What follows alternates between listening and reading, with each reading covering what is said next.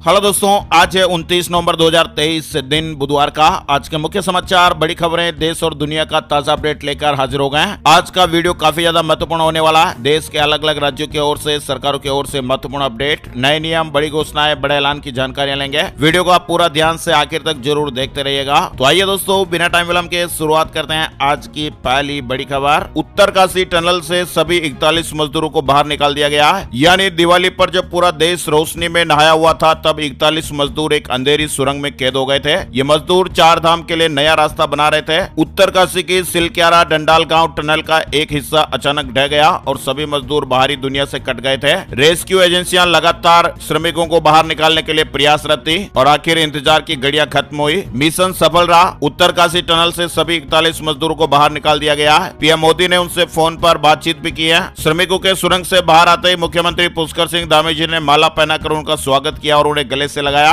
मजदूरों ने बाहर निकलकर राहत की सांस ली है और उनके चेहरे पर दूसरी जिंदगी मिलने की खुशी साफ साफ दिखाई दे रही थी। उत्तराखंड के मुख्यमंत्री पुष्कर सिंह धामी और केंद्रीय मंत्री वीके सिंह ने श्रमिकों की अगवानी की। पीएम मोदी ने सिलक्यारा टनल से निकले सभी 41 मजदूरों से फोन पर बातचीत की। पीएम ने उनके साहस की सराहना की और उनके बाहर आने पर खुशी व्यक्त की है। उत्तराखंड सरकार ने इन सभी फंसे हुए मजदूरों को 1-1 लाख रुपए देने का ऐलान किया है। साथ ही यह भी ऐलान हुआ कि सुरंग के बाहर भगवान भोकनाग का भव्य मंदिर बनेगा। यानी विज्ञान, इंसान और भगवान की त्रिशक्ति और मौत की सुरंग को उगलनी पड़ी है 41 जिंदगियां। सभी देशवासियों के लिए राहत की खबर देखने को मिली है। वर्ल्ड मीडिया में भी उत्तरकाशी रेस्क्यू की खबरें छपी। बीबीसी ने लिखा कि रेस्क्यू टीम को बड़ी कामयाबी मिली है। पाकिस्तानी मीडिया ने कहा सभी मजदूर बाहर आए। सीएनएन ने लिखा है कि टनल में फंसे सभी 41 मजदूरों को बाहर निकाल लिया गया है। दुनिया के जो बड़े बड़े अखबार हैं, उन्होंने भी इस खबर को प्रमुखता से बताया है। चलिए आगे बढ़ते हैं। अपडेट खबर, प्रधानमंत्री करेंगे कीरतपुर मनाली 4 लेन का उद्घाटन। एनएचएआई ने प्रस्ताव भेजा है। पीएमओ की हरी झंडी का इंतजार है। हिमाचल प्रदेश में सामरिक और पर्यटन की दृष्टि से महत्वपूर्ण कीरतपुर मनाली 4 लेन मंडी के सुंदरनगर तक बनकर तैयार है। प्रधानमंत्री नरेंद्र मोदी जी से उद्घाटन करवाने के लिए समय मांगा गया है। पीएमओ की हरी झंडी के बाद 4 लेन के पहले चरण का उद्घाटन किया जाएगा। ऑनलाइन फाइनेंशियल फ्रॉड रोकने के लिए सरकार ने कदम उठाया है और 70 लाख से ज्यादा मोबाइल नंबर को बंद कर दिया गया है। वित्तीय सेवा सचिव ने बैठक में डिजिटल धोखाधड़ी पर रोक लगाने के मकसद से संदिग्ध लेन देन में शामिल 70 लाख मोबाइल नंबर को बंद करवाया, निलंबित करवाया है। देश में ऑनलाइन फाइनेंशियल फ्रॉड लगातार बढ़ रहे हैं। अब सरकार ने इनके लिए सख्त कदम उठाया है। इन्हीं मुद्दों को लेकर एक डिपार्टमेंट ऑफ फाइनेंशियल सर्विसेज सचिव ने एक बड़ी बैठक की।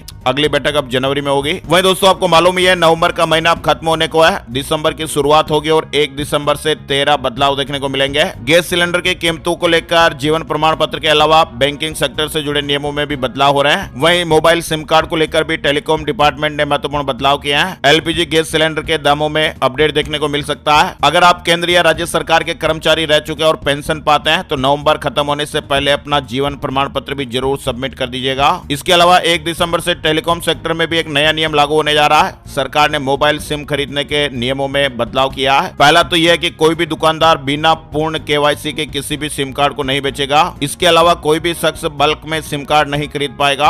एचडीएफसी बैंक के क्रेडिट कार्ड में भी बदलाव देखने को मिलेगा। इसके अलावा 1 दिसंबर से बैंक से संबंधित एक और बदलाव होने जा रहा है। आरबीआई की ओर से बदलाव किया गया है। आरबीआई ने पूरा लोन चुकाने के बाद गारंटी के एवज में जो रखे गए डॉक्यूमेंट है, उनको समय पर वापस ना करने की स्थिति में बैंकों पर जुर्माना लगाया जाएगा। ये जुर्माना 5,000 रुपए प्रति महीने के हिसाब से देना होगा। यानी बैंक से लोन लेते हैं और लोन वापस जमा करवा दिया तो आपको अपने प्रॉपर्टी के जो कागजात है वो वापस ग्राहक को समय पर लौटाने हैं, वरना फिर बैंक को जुर्माना देना पड़ेगा। अमृत कलश स्पेशल एफडी जो भारतीय स्टेट बैंक की है, इसने डेडलाइन बढ़ाई है। अब 31 दिसंबर 2023 तक आप इस एफडी का लाभ उठा सकते हैं। बैंक लोकर समझौते की जो डेडलाइन है वो भी 31 दिसंबर 2023 बढ़ा दी गई है। साथ ही आपको मालूम ही होगा, फ्री आधार को लेकर अपडेट आपको मालूम ही है। फ्री आधार अपडेशन की लास्ट डेट 14 दिसंबर तक है। एसबीआई होम लोन ऑफर कर रहा है। 31 दिसंबर 2023 तक के लिए ऑफर चल रहा है। इसके अलावा आपको मालूम होगा, कल भी हमने खबरों में आपको बताया था, इनएक्टिव यूपीआई आईडी को ब्लॉक किया जाएगा। 31 दिसंबर 2023 तक आप जरूर थोड़ा बहुत ट्रांजेक्शन कर लें, क्योंकि जो यूपीआई आईडी इनएक्टिव है उन्हें बंद कर दिया जाएगा। 31 दिसंबर 2023 तक का समय है। यानी एनपीसीआई ने गूगल पे, पेटीएम, फोन पे जैसे जो पेमेंट ऐप है उनको निर्देश दिया है कि ऐसे यूपीआई आईडी जो 1 साल से ज्यादा समय तक चालू नहीं है, उन्हें 31 दिसंबर 2023 तक निष्क्रिय कर दिया जाए। चलिए आगे बढ़ते हैं। बड़ी खबर, कोलकाता में भारतीय जनता पार्टी की विशाल रैली। आज गृह मंत्री अमित शाह शामिल होंगे। पूरी दुनिया में बजेगा भारत का डंका। साल 2026 तक चीन से आगे निकल जाएगी देश की इकोनॉमी। बड़ी खुशखबरी आई है, यानी भारत के लिए एक अच्छी खबर है। अमेरिकी रेटिंग एजेंसी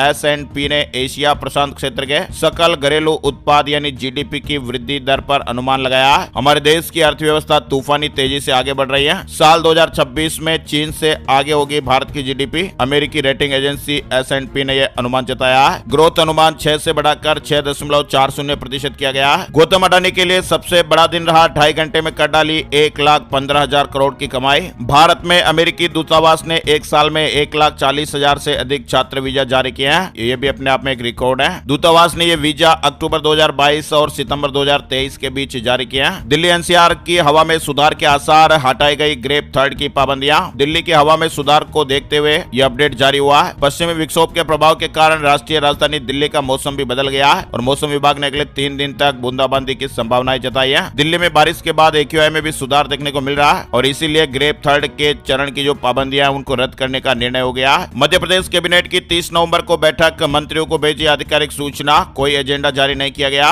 पंजाब हरियाणा के किसानों का धरना खत्म, गवर्नर से मीटिंग के बाद ऐलान हुआ। MSP समेत दूसरी मांगों को पूरा करने का आश्वासन है। किसान नेताओं ने कहा कि पंजाब गवर्नर ने मीटिंग में MSP समेत दूसरी मांगों को पूरे करने का आश्वासन दिया। किसान 26 नवंबर से मोहाली के एयरपोर्ट रोड के पास धरने पर बैठे हुए थे। संजय सिंह को जमानत नहीं मिली, 6 दिसंबर को अगली सुनवाई होगी। दिल्ली कोर्ट ने ईडी को नोटिस जारी किया। अडानी टोटल गैस का शेयर 20% चढ़ा। ग्रुप के सभी 10 शेयरों में तेजी देखने को मिली है। सेंसेक्स 204 अंक बढ़कर 66,174 पर बंद हुआ। भारतीय कुश्ती संघ के चुनाव पर लगी रोक हट गई है। सुप्रीम कोर्ट ने हाई कोर्ट का आदेश पलट दिया। हाई कोर्ट ने 12 अगस्त को स्टे लगाया था। फिलहाल खबर है कि भारतीय कुश्ती महासंघ के चुनाव का रास्ता साफ हो गया। मंगलवार को सुप्रीम कोर्ट ने राष्ट्रीय महासंघ के चुनाव पर हरियाणा और पंजाब हाई कोर्ट के स्टे का फैसला पलट दिया। IPO मार्केट का सबसे बड़ा वीकली कलेक्शन, 6 कंपनियां 7,398 करोड़ का ऑफर लाई है। टाटा टेक्नोलॉजी समेत 6 IPO की अगले हफ्ते लिस्टिंग होगी। चलिए आगे बढ़ते हैं। क्रिकेट जगत से जुड़ी बड़ी खबर देख पा रहे हैं। ग्लेन मैक्सवेल की शतकीय पारी के दम पर ऑस्ट्रेलिया ने भारत को T20 सीरीज के तीसरे मुकाबले में 5 विकेट से हरा दिया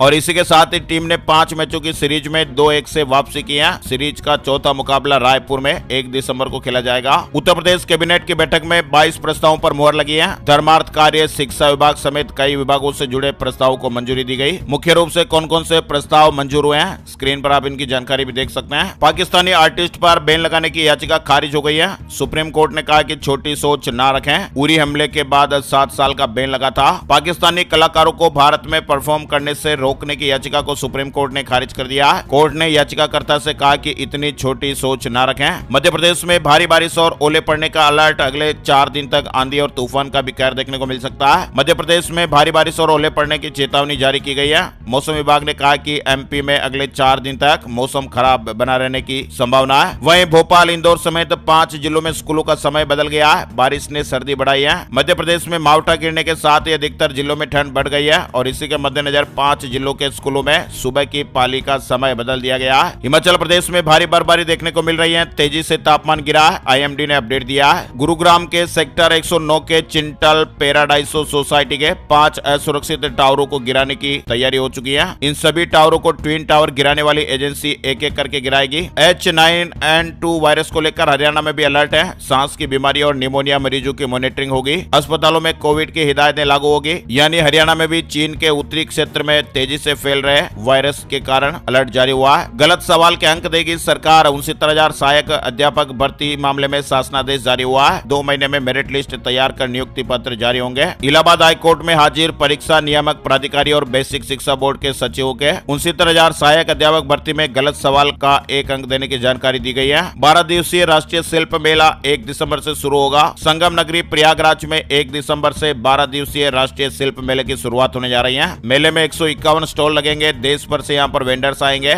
शिल्प मेले में भारतीय शिल्प हस्त निर्मित उत्पादों की बिक्री होगी। निमोनिया और इन्फ्लुएंजा फ्लू को लेकर अलर्ट है। चीन में फैल रही बीमारी के बाद उत्तराखंड में भी सतर्कता बरतने के निर्देश जारी हुए हैं। गाइडलाइन भी जारी की गई है। वह आपको बता दें, सरकार ने कहा कि बैंक नोडल ऑफिसर नियुक्त करें। साइबर क्राइम से जुड़े मामलों से निपटेगा अधिकारी। 70 लाख IMEI नंबर भी बंद होंगे। बैंक फ्रॉड के बढ़ते मामलों को देखते हुए सरकार ने साइबर सिक्योरिटी के जुड़े सभी मामलों से निपटने के लिए बैंकों से नोडल ऑफिसर नियुक्त करने को कहा है। सरकार ने कहा कि संदिग्ध गतिविधियों के चलते 70 लाख सिम कार्ड बंद करने के बाद अब 70 lakh international mobile equipment identity यानी 70 लाख जो IMEI नंबर है इनको भी ब्लॉक करने की तैयारी हो रही है। सिंपल एनर्जी 15 दिसंबर को लॉन्च करेगी सस्ता इलेक्ट्रिक स्कूटर। 1 लाख रुपए से कम इसकी कीमत हो सकती है। जनवरी 2024 से ही मारुति मारुति, ओडी और टाटा की कारें महंगी हो जाएगी। वही खबर है भांजे की शादी में बड़ा 1,31,00,000 रुपए का मायरा, 21 लाख रुपए कैश, 28 तोला सोना, एक प्लॉट और कार दी गई है। राजस्थान में मायरा भरने की प्रथा को लेकर एक बार फिर नागौर चर्चा में है। सोमवार को एक किसान ने अपने भांजे की शादी में 1,31,00,000 रुपए का मायरा भरा। पाकिस्तान से जुड़ी एक खबर है, कराची में वायु प्रदूषण से हालात बदतर हो गए। आम लोगों से मास्क पहनने की वहां पर अपील की गई है। वहीं पाठ्यक्रम में CPR प्रशिक्षण को शामिल करने की मांग सुप्रीम कोर्ट ने खारिज कर दी है और कहा कि यह पूरी तरह शिक्षा नीति का मामला है। यानी सुप्रीम कोर्ट ने मंगलवार को उस याचिका पर सुनवाई करने से इंकार कर दिया जिसमें CPR प्रशिक्षण को स्कूली पाठ्यक्रम में शामिल करने की मांग की गई थी। केंद्रीय विद्यालय संगठन ने TGT, PRT, हिंदी ट्रांसलेटर और लाइब्रेरियन भर्ती का रिजल्ट जारी कर दिया है। अभ्यर्थी फाइनल रिजल्ट KVS की ऑफिशियल वेबसाइट kvsangathan.nic.in पर जाकर डाउनलोड कर सकते हैं। आगे बढ़ते हैं, बड़ी खबर आ रही है। KBC 15 जूनियर से जुड़ा यह बड़ा अपडेट आ रहा है। कहते हैं कि ज्ञान की कोई उम्र नहीं होती है और न ही प्रतिभा किसी की मोहताज होती है। कौन बनेगा करोड़पति के लेटेस्ट एपिसोड में 12 साल के मयंक ने इस बात को सच साबित करके दिखाया है। इस वीक कौन बनेगा करोड़पति जूनियर्स का आयोजन किया जा रहा है। इसमें 18 साल से कम उम्र के बच्चे हॉट सीट पर अमिताभ बच्चन द्वारा पूछे गए सवालों का जवाब देते हैं और इस बार हरियाणा के महेंद्रगढ़ जिले के रहने वाले एक 8वीं क्लास के स्टूडेंट मयंक भी पहुंचे और यहाँ उन्होंने 1 करोड़ रुपए का अमाउंट जीत लिया है। उनकी इस उपलब्धि पर हरियाणा के मुख्यमंत्री मनोहर लाल खट्टर ने भी परिवार को फोन कर बधाई दी है। मुख्यमंत्री जी ने ट्वीट करके जानकारी दी है। हरियाणा के महेंद्रगढ़ के लाल 8वीं कक्षा के होनहार छात्र मयंक ने KBC जूनियर में अपने ज्ञान और कौशल से 1 करोड़ रुपए की राशि जीतकर प्रदेश का नाम रोशन किया है। जीनियस बेटे के पिता से फोन पर बात कर उन्हें बधाई दी। मयंक के उज्जवल भविष्य की शुभकामना भी की है और यहाँ पर दोस्तों मयंक के लिए एक लाइक तो जरूर बनता है। एक जूनियर ने यह बड़ा इतिहास रचा है। वही आपको बता दें अगले महीने विदेशी यात्रा पर जाएंगे राहुल गांधी। इंडोनेशिया समेत कई देशों का दौरा करेंगे। वहीं WHO ने एक अलर्ट दिया है। WHO ने कहा कि यदि गाजा पट्टी में हेल्थ सिस्टम बहाल नहीं किया गया तो यहाँ बमबारी से अधिक लोग बीमारी से मर सकते हैं। गाजा पट्टी के अस्पताल बीमार बच्चों से भरे पड़े हैं। 1 महीने से भी ज्यादा वक्त से इजराइल और हमास के बीच जंग जारी है। अब बात करते हैं gold price today, silver price today, सोने चांदी के भाव। सोना रिकॉर्ड कीमत पर पहुंच गया है। 10 ग्राम सोने की कीमत 62,000 रुपए से ज्यादा हो गई है। सोना मंगलवार को ऑल टाइम हाई पर पहुंच गया। India Boolean and jewellers association की वेबसाइट के मुताबिक 10 ग्राम सोना 476 रुपए महंगा होकर 61,913 रुपए बिका। चांदी में भी शानदार तेजी देखने को मिली है। 1843 रुपए महंगी होकर 74,889 रुपए प्रति किलोग्राम पर पहुंच गई है। यानी इस महीने में अब तक सोने चांदी के दामों में बढ़त देखने को मिली है। अब बात कर लेते हैं संपूर्ण भारत का आज 29 नवंबर 2023 का मौसम पूर्वानुमान। मौसम की जानकारी का ताजा अपडेट स्काईमेट वेदर अपडेट के मुताबिक आज का मौसम कैसा रहेगा। अगले 24 घंटों के दौरान अंडमान और निकोबार द्वीप समूह, तटीय तमिलनाडु के कुछ इलाके और आंध्र प्रदेश के दक्षिणी तट पर हल्की से मध्यम बारिश के साथ ही कुछ स्थानों पर भारी बरसात हो सकती है। छत्तीसगढ़, दक्षिणी मध्य प्रदेश, विदर्भ, मराठवाड़ा, तेलंगाना, तमिलनाडु और आंध्र प्रदेश में हल्की से मध्यम बारिश होने का अनुमान है। दिल्ली, उत्तर प्रदेश, केरल, कर्नाटक और पश्चिमी हिमालय में भी हल्की बारिश होने की संभावना है। पश्चिमी हिमालय के ऊपरी इलाकों में हल्की बर्फबारी देखने को मिल सकती है। आज के मुख्य समाचार ब्रेकिंग न्यूज अपडेट में फिलहाल बस इतनी खबरें। ऐसे ही काम की ताजा खबरों का वीडियो हर रोज देखते रहने के लिए इस वीडियो को आप एक बार लाइक जरूर कर दीजिएगा। फेसबुक और व्हाट्सएप पर भी इस वीडियो को आप एक बार जरूर शेयर कर दीजिएगा ताकि यूट्यूब का जो सिस्टम है वो आपको मोबाइल पर बड़ी खबरों का वीडियो दिखाता रहेगा और आपको परेशान नहीं होना पड़ेगा, वीडियो को ढूंढना नहीं पड़ेगा। इसलिए इस वीडियो को आप लाइक और शेयर जरूर किया कीजिएगा। तो दोस्तों वीडियो पूरा देखने के लिए आपका दिल से शुक्रिया और धन्यवाद। जय हिंद, जय भारत, वंदे मातरम।